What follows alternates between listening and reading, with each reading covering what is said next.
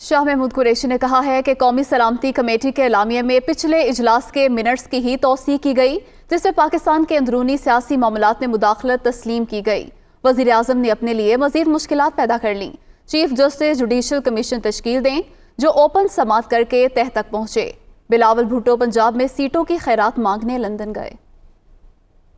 اعلامیے کو جب میں نے دیکھا اس میں کوئی نئی بات نہیں تھی۔ نیشنل سیکیورٹی کمیٹی کے اجلاس نے جو پچھلا اجلاس تھا اس کی فائنڈنگز کو اور اس کے منٹس کو انڈوس کر دیا، اور اگر ایسا ہی ہونا تھا تو پھر میں وزیر اعظم شہباز شریف صاحب سے بصد احترام یہ پوچھنا چاہوں گا اس اجلاس کی ضرورت محسوس کیوں کی گئی؟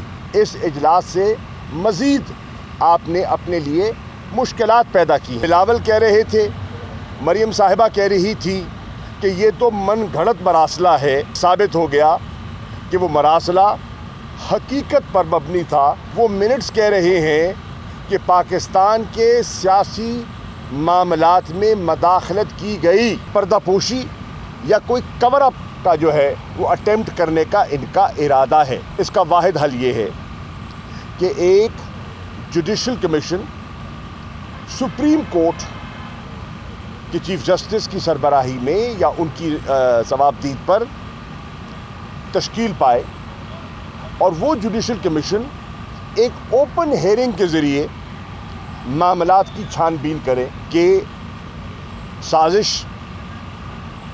تھی، پولیٹیکل انٹرفیئرنس تھی کہ نہ تھی۔